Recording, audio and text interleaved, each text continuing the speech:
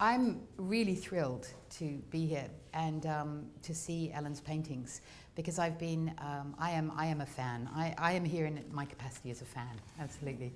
And I actually first saw Ellen's paintings. And do yell if you can't hear me or anything, if I mumble. So I first saw Ellen's paintings at the Venice Biennale in 2013. It was 2013, wasn't it? Yeah. I've lost all track of time. I remember the experience of first seeing these pictures. I don't know how many of you have been to the Venice Biennale, but when you go, you're overloaded with an insane amount of information, of images, of people, and you tend to, enjoy the whole experience, but it all becomes a bit manic and very fast. And then I entered this gallery, and I didn't know Ellen's work, much to my shame. And I walked in there, and these pictures absolutely stopped me in my tracks, because the very nature of these pictures is that they're about a kind of slowness, about a scrutiny, about the artist's relationship to her subject, about really looking at the world. And I think more and more the world is a place that we see where it's assumed we move very quickly through it, and we have to make quick decisions about things, and transport is quick, and relationships are quick. And here, in the middle of all this speed, was this very beautiful, very contemplative room of pictures that, in the most beautiful way possible, told me to slow down. And so I did, and I slowed down. And so I remember leaving that show, and Ellen's work was sort of the main discovery for me. And it felt very therapeutic, apart from just being very beautiful. Anyway, so I invited Ellen in my capacity at Frieze magazine because I'm particularly interested in figurative painting, and I wrote to her and said I was asking a few different figurative painters about their thoughts on figurative painting, and why, in this day and age where you can easily take a photograph or make a video, or why spend weeks, months, even years in Ellen's case, really concentrating on a subject and making a picture of someone or something in the slowest way possible. And the question that I asked all these painters the same questions. And the first one was, why paint? And I'll just read you the beginning of her answer. It's a very beautiful piece of writing. So I said, why paint? Very simple. And Ellen wrote back, why paint? There's no good reason. It's something I'm driven to do. I'd like to make something that is both of its time and that stands out of it. Traditional painting is a handmade process built over time and has a physical presence. It's an accumulation of gestures, colors, and textures. The painted mark is at once a thing in itself and the thing that it describes. In this way, a viewer is always conscious of the painting's making. And I think there are so many ideas in there that we could talk for about 4 hours. But maybe we could just start by, I'm going to ask a really obvious and a rather dumb question, but I think it might be a good sort of springboard into why a painter would spend such a long time observing and painting, and ask Ellen about, sorry, I sigh saying this, why not photography? Why, when you make a painting that is so much about trying to look at everything in front of you? I know in the really beautiful book that the gallery has published, you write about one model of yours who quit halfway through the sitting, and that basically destroyed the painting. And this was after Ellen had been working on it for 3 months. And I was reading this thinking, I realized that this is about a scrutiny, but she'd obviously got so far in this painting, why couldn't she just take a photograph and finish the painting with a photograph? So. Well, I just want to say I'm really happy to be here and everything. But I know that painting is, that photography is kind of a shortcut, and sometimes I feel like if I'm asked that question, I think it's people want for it to save me the trouble of that I go through because it would be simpler in some ways and neater and all that, but the thing that I'm interested in is, and that I'm responding to and that I'm drawn to and that's compelling to me is the thing that I'm seeing, and it's just the fact of, and if I was painting from a photograph, the thing I'd be seeing is the photograph, and then I would be trying to kind of to see through that, to connect with the thing that the photograph is capturing, and it's not, there would be a remove. And I think that I like just the I believe in the actual presence of I believe that there's some sort of quality to the thing you look at, and yeah. So in that sense, the painting is as much about the act of painting as the end result. You know, in the sense that I mean, I can't imagine what it must be like for you to sit and be looking at a log or a penis or an arm for this length of time, the level of scrutiny that you give it. I mean, do you feel quite altered afterwards in the sense that you've devoted such time to it? Do you have then a different relationship to the thing that you're observing? I mean, I think that I get to a different level of seeing, which is something I spoke about in the interview in the book, but I think that I see things in stages, and I don't see it right away. I mean, I think that there's a way you see something when you glance at it briefly, and then I think there's something, a way that you keep entering it further and further. You know, you keep getting closer and closer to it over time. Or you see more and more in a way, because after you get to a certain level, you see the next level, and it's sort of like you see it. There's a seeing in stages, and it keeps going further and further. So you really feel when you're painting that things are revealed to you along, during that process that you didn't see initially. Exactly. Yeah, I can only see it after I've gotten to, I see the next step after I've gotten to the first step or something like that. And the next step, does that involve like seeing details or shifts in color or texture, or is it about your thinking processes as well in terms of your relationship? It's probably all of it. I feel like it's more of a learning process. Like I learn how to paint the thing I'm seeing, but then I do see a higher and higher level of detail. Right. That I don't see right away. Yeah.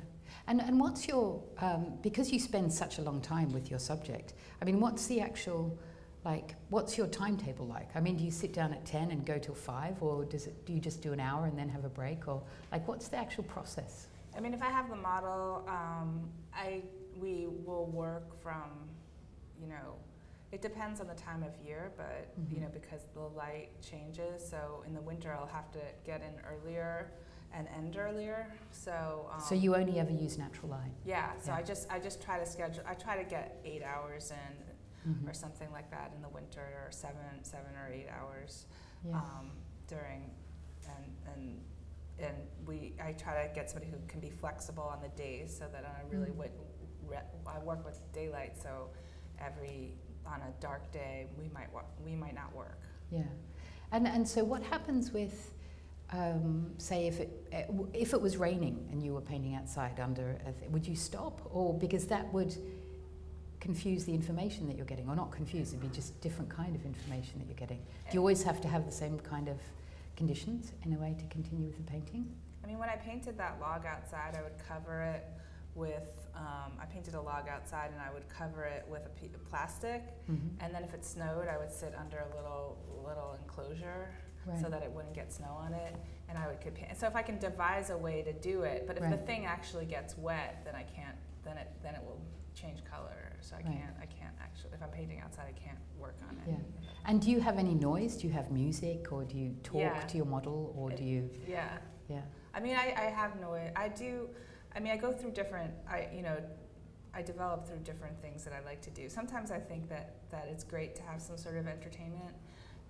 To keep the momentum going, especially since I want to entertain my model and keep have that energy good. But then sometimes I think that that's a distraction, that if I was further involved, maybe I wouldn't need to be distracted. That I could just focus better without thinking about some sort of radio program or something. So I used to be more into that. Now I think I'm moving more towards. I mean, sometimes I'll even listen to I'll go even more for something instrumental or something like that, just to, so I'm not thinking as much about what I'm listening to. Because that must have been quite a shift when you moved from doing trees or still lives to doing people. or men specifically, you know, in terms of, you know, a log is a very accommodating thing. Yes. You know? Yeah. Whereas when you've got a model, and especially when, I mean, I read that, forgive me if I'm wrong, but the man whose underarm you painted, he pulled a muscle or something because he had to hold his arm up for so many months. I know, I felt very bad about that. He's okay now. Right. So, I mean, you have to choose your models very specifically then, in the sense that they have to be quite accommodating of doing quite still but rigorous poses. Yeah, and I've gotten better at making, I've really recently made poses that are very, very, very, very easy. Right. Like, Yeah. you know, that it's just like lying on the couch. You Right. know what I mean? Okay, That's yeah. the challenge of that pose, you know Yeah. what I mean? So, yeah. I mean, with paintings like the underarm painting or the penis painting, was that about sort of, especially as a woman, scrutinizing aspects of a male body that women don't normally get to, or don't normally choose to stare at for a long time? I think it's more like I'd like to kind of lay claim to something that is my own, and so maybe choosing things that aren't normally painted interests me in some ways, because I feel like I can put my own thing into them, and they're less familiar, and I like to have something that's a little bit unfamiliar in my work. Right. And I think the kind of the reason I would paint men would be because like that's my inclination. It's like I'm a woman who likes men, so that's in some ways I would choose that in a similar way to a man who liked women painting women. So it would just be a natural thing for me to do. Actually, I was Ellen was a friend and really admired the painter Sylvia Slay, who painted a lot of her friends and lovers, and there's a wonderful interview with but Ellen interviewing Sylvia Slay, who was 90 at the time, I think. Yeah. In the book, and you asked Sylvia, do you think there's a different way that men look at women, like in terms of a woman looking at a man, in terms of a painting? And I was interested in Sylvia's, you know, answer, which was yes. She thought that there were differences in the way men painted women and women painted men. But I was curious about what you thought about that. Yeah, I mean, I did. Before I was very kind of cautious going into painting men, because I didn't know. I wasn't that up on contemporary feminist thing. I didn't know what kind of response I would get, so I curated a whole show that I included Sylvia in, and that was asking myself that question, like, is there a difference, or is there a specific way, like, because you can sometimes tell, like, oh, this is a gay man looking at a man, like sometimes that seems apparent, but I guess I didn't. I felt like it was pretty varied, like the painting. In curating women painting men, I felt like there wasn't a single way that women saw men. I thought that there was like a little bit, I guess with that show, I thought that there was a way that kind of like a little bit of a ambivalence. That was something that came through that was separate from just desire or something. There was like a little bit of a questioning coming through in the painting of women making paintings of men. I mean, for you, is there a political aspect to that? You know, like a sort of reversal of Courbet's Origine du Monde, which I'm sure you all know, but it's the famous 19th century painting where Courbet painted a fragment of a woman's vagina from between her legs, like straight up there. And, you know, it's a very radical and very censored painting. And I was wondering, you know, in a way it's like that, but from a woman's perspective. I also thought about that when at the beginning of these paintings, and I kind of felt like maybe not, because I didn't necessarily. I guess I felt like I agreed more with and was inspired more by the paintings I saw of men painting women than trying to kind of overturn them or do, you know. I saw some of them. I did see use some of the things in I saw some of the paintings of women by men. I took some of those things and made them into men, but I tried to embed them into the paintings in a way that they weren't direct references to any specific for the most part. I mean, the origin is probably the clearest one, but I don't necessarily know if you can reverse, even if I wanted to do that, which is not something I feel like I personally want to do. I don't know if it's possible to do that. It's sort of more interesting to me just to try to make something really idiosyncratic and my own. Yeah. Well, what sort of was the evolution of your thinking, going from still lives and trees and forests to then deciding to paint men and fragments of men? I think that it was kind of a leap for sure. Like it was something. It was more of like I'm kind of fairly intuitive with my process, and it was something that I had wanted to do for a long time, and then I kind of just did it. But I think that the connection might be that I had become almost like a still life painter, and so the way I saw the body was almost as a still life. Yeah. So I kind of used what I learned from that approach and brought it into the paintings of men in a way. I mean, because there is the sense on some, even though they're very fleshy and very alive, these paintings, they're fragments, and so they also make me think of like the fragments of like antique sculptures, or you know when you walk around the British Museum and there's a foot here and a I love that. I had a feeling you might. Yeah, I like that. Yeah. I have to go see that show at the British Museum. Right. Yeah, the fragments. So actually, you mentioned intuition there, and it's something I'd like to talk to you about. Like one of the many things I like about your paintings are that they're very, despite being so specific and very, extremely detailed, they're also very open-ended about what you might be trying to communicate. Yeah. You know, that they're about, on some level, how complex the world is, that it's a place of interlocking meanings and surfaces and bodies. And maybe you could talk a little bit about the role of intuition rather than making a sort of more informed response to something. Yeah, I mean, informed's the wrong word. I always felt like if something, I mean, in some ways, if something could be really defined, like, oh, she's trying to say this or that, that it kind of ultimately limits the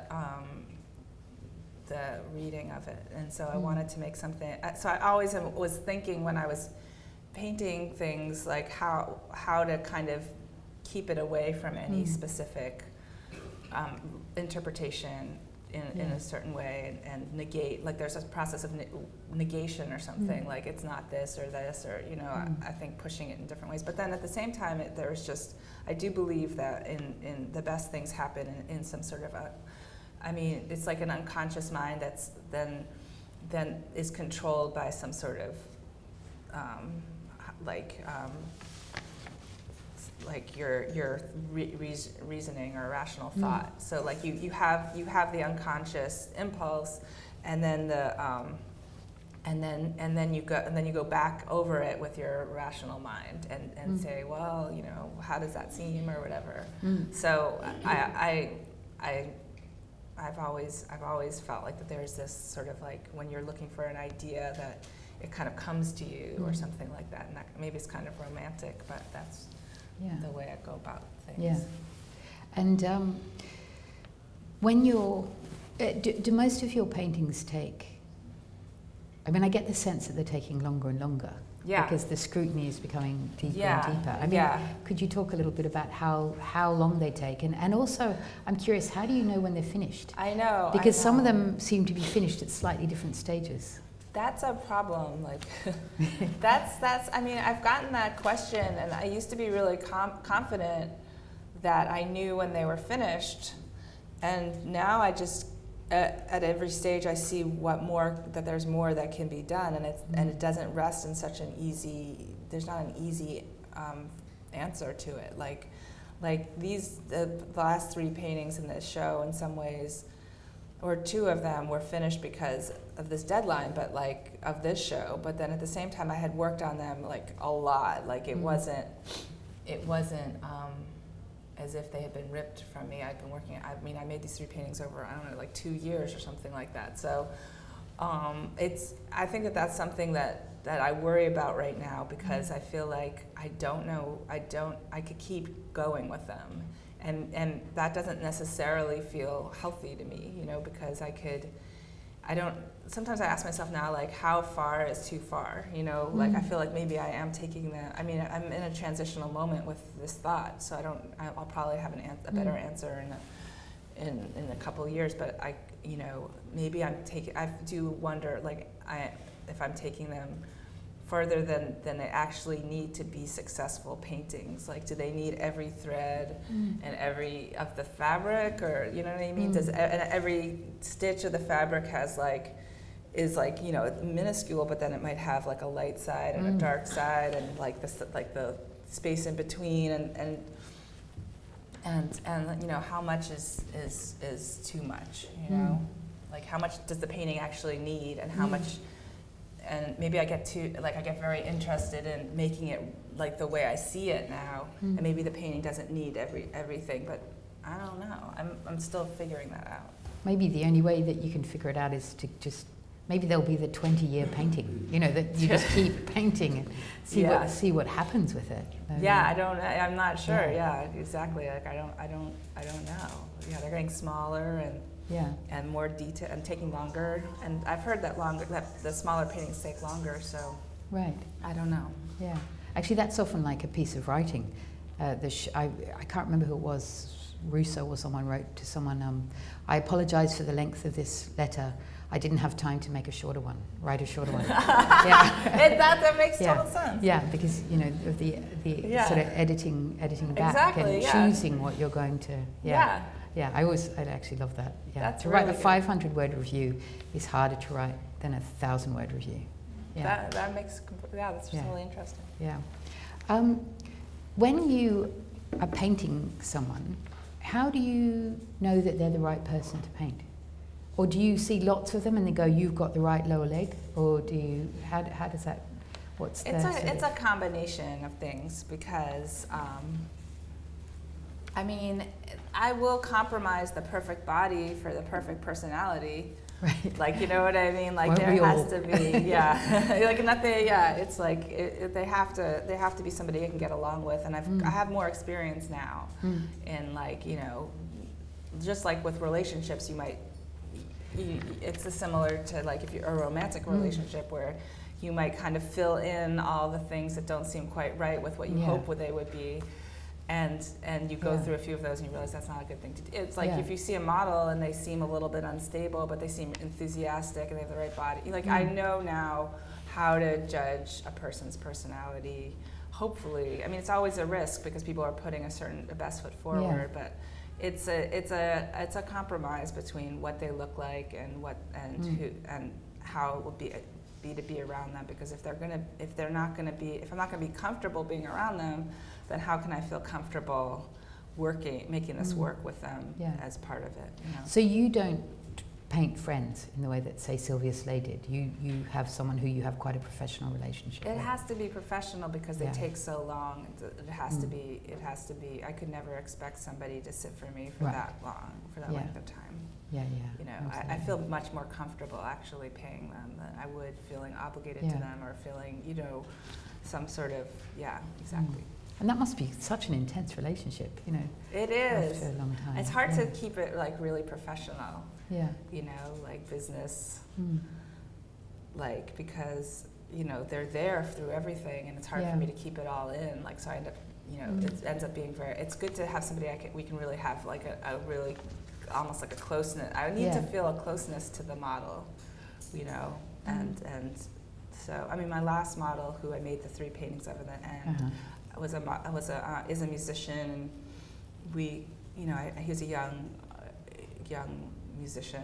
I really liked spending time with him. He was a really lovely person, and that helped me a lot with making the paintings. Yeah.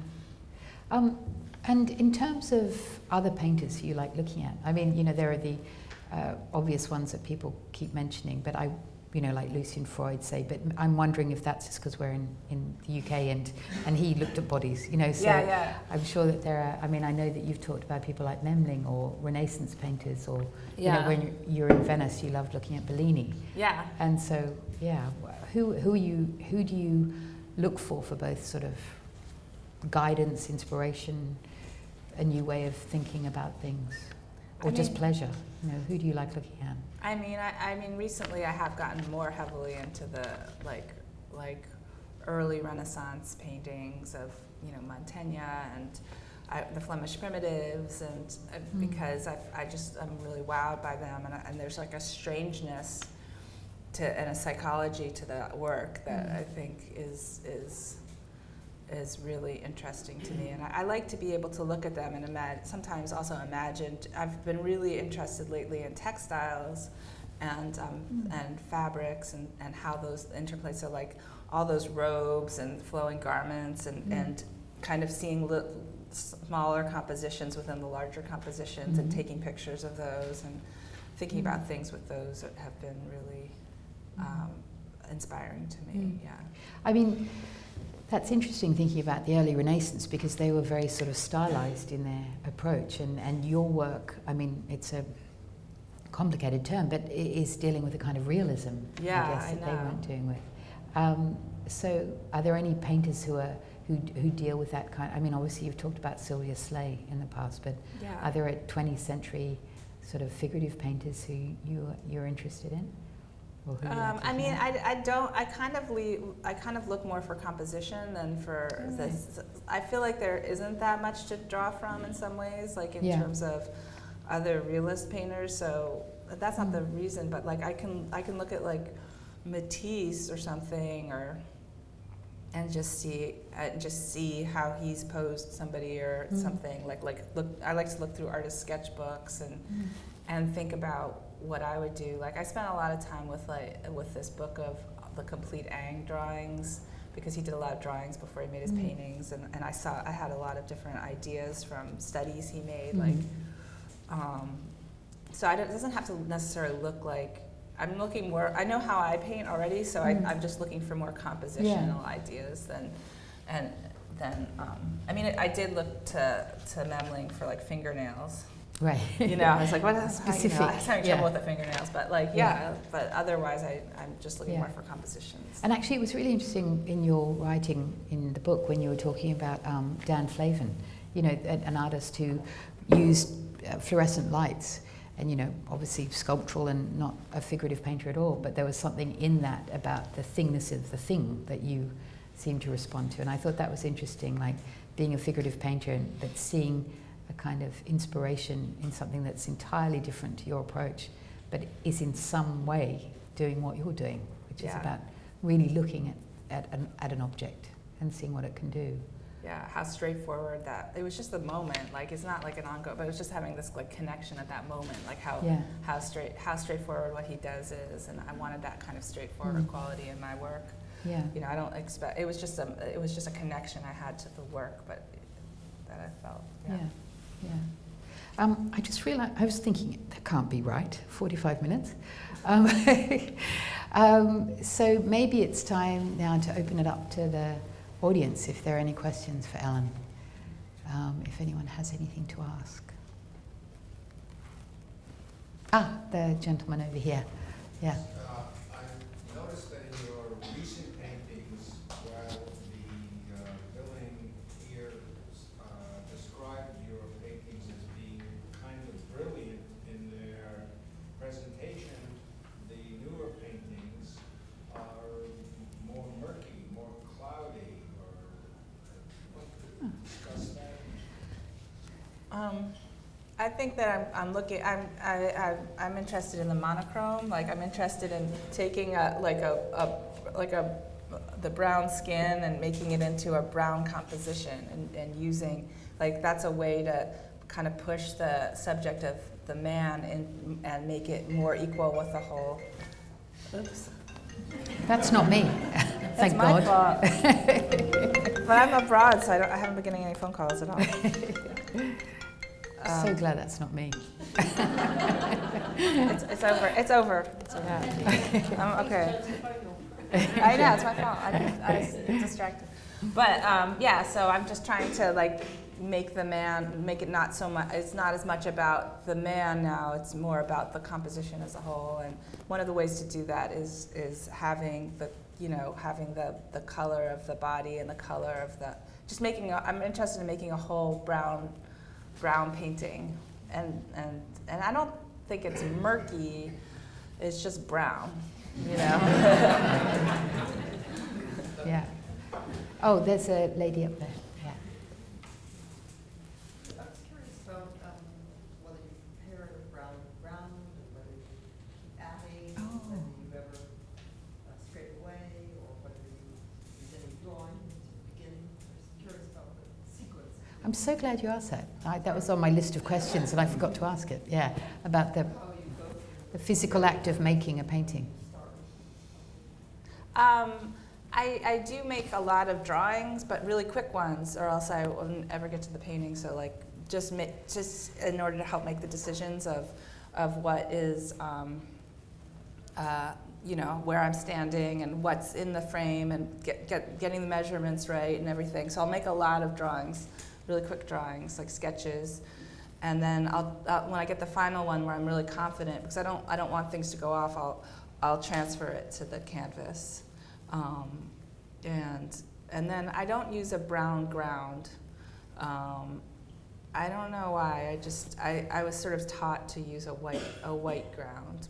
Someone said that the luminosity came through more with a white ground, and I just sort of build it up until I just keep reworking it and reworking it and reworking it. There's not, like, I don't ever want to have like a process where it's first, like with steps or something, where, you know, first you do this one step and then you do the next step. It's more just bringing it all up as a whole, like, you know. Over a rectangle, not just one area. No. Unless, I mean, but I do have practical concerns, like I work on the model, like when the model's there, and then I'll work on the background when the model's not there, so that type of thing will, and sometimes like I got that whole leg in before I started the background, just to make sure that I knew where the background would be in relationship to the leg or something like that. But yeah, there's not usually a specific sequence that I'm. Okay. I do a lot of sketching then out, or I do photography then out, so I work on fake planes. But a lot of my models are friends Right. rather than models, because I'm embarrassed using models.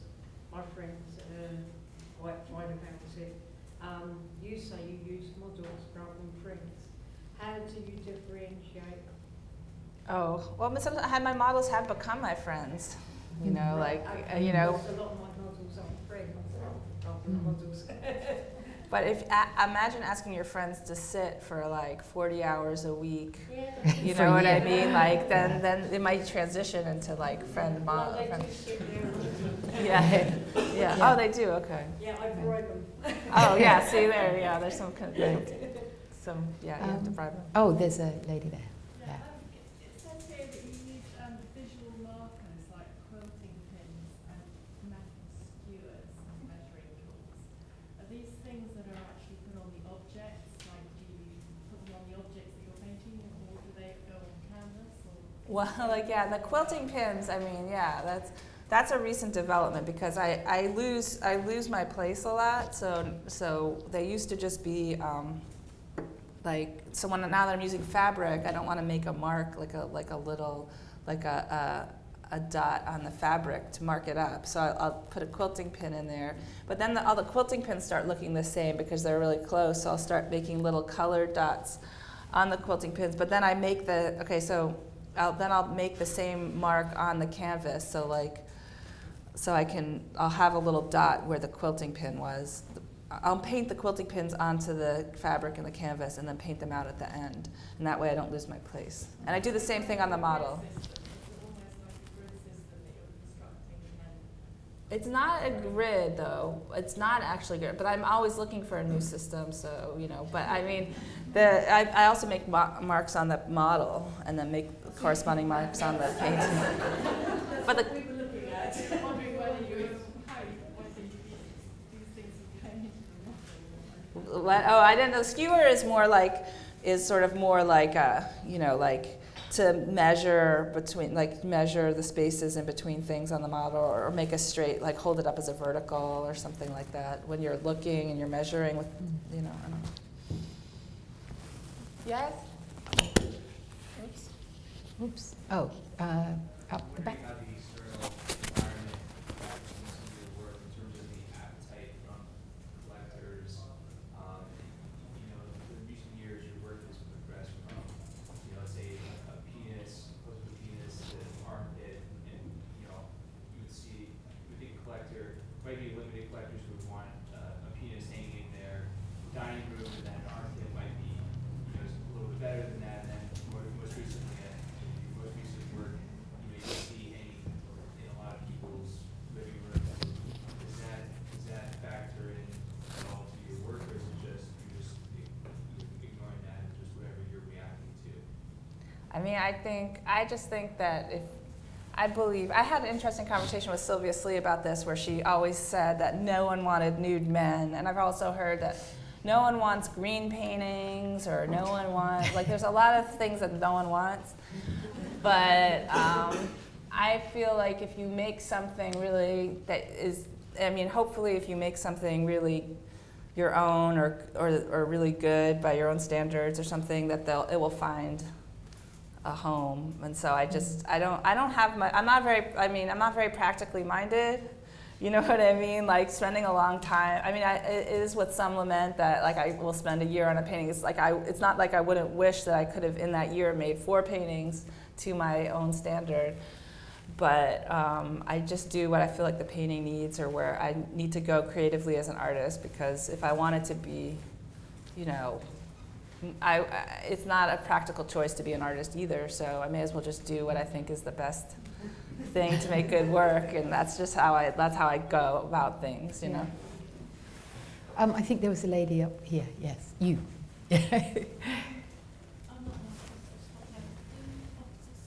Could you talk up a bit? Sorry. Opposite sex paint each other more honestly.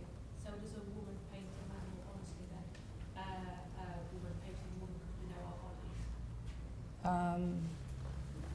Did you hear that okay? Yeah, I like if a woman paints a man more honestly, or a man paints a woman more honestly, than they would paint their own selves.